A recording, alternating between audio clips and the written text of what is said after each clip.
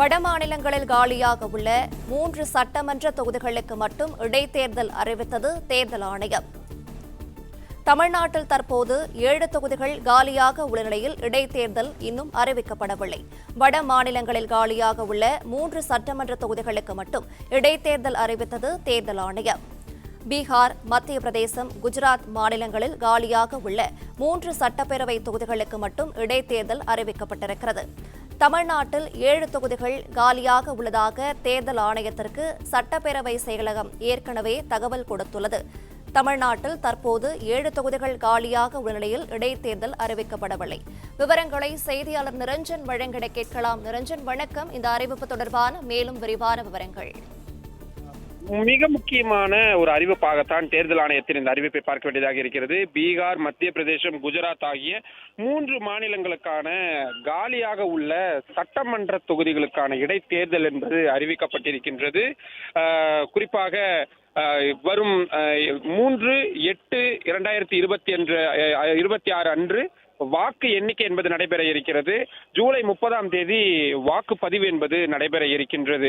ஆனால் மிக முக்கியமாக அனைவரும் எதிர்பார்த்திருந்தது தமிழ்நாட்டிற்கு தற்பொழுது காலியாக இருக்கக்கூடிய அந்த 7 தொகுதிகளுக்கான தேர்தல் எப்பொழுது நடைபெறும் என்பதுதான். ஆனால் அது குறித்த எந்த அறிவிப்பும் வெளியாகவில்லை என்பதை தான் நாம் பார்க்கின்றோம்.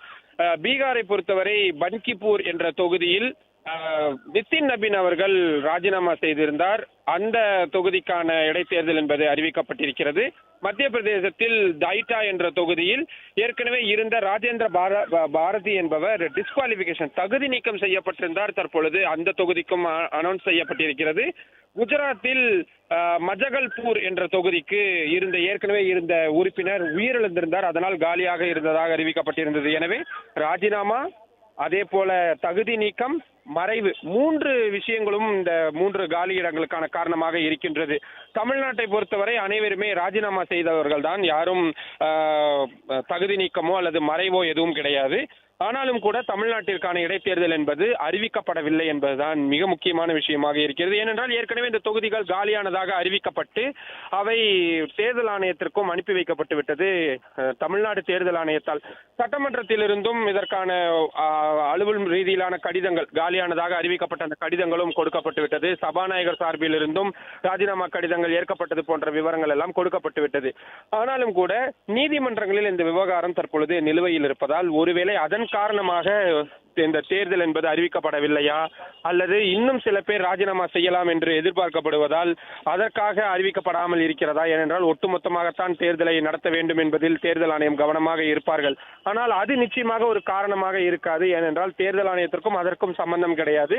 காலியானதாக இருக்கிறது என்றால் அவர்கள் தேர்தலை நடத்தலாம்.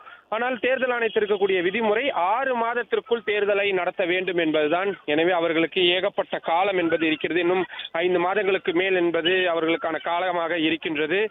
எனவே தேர்தல் ஆணையத்தின் அதிகார வரம்புக்கு உட்பட்டதுதான். இதை யாரும் கேள்வி எழுப்ப முடியாது. இருந்தாலும் ஏன் தேர்தல் அனௌன்ஸ் செய்யப்படவில்லை என்பது மிக முக்கியமாக எழுந்திருக்கக்கூடிய கேள்வி. தேர்தல் ஆணையம் என்ன மாதிரி பதிலை சொல்ல போகிறது என்பதை பொறுத்திருந்துதான் பார்க்க வேண்டும்.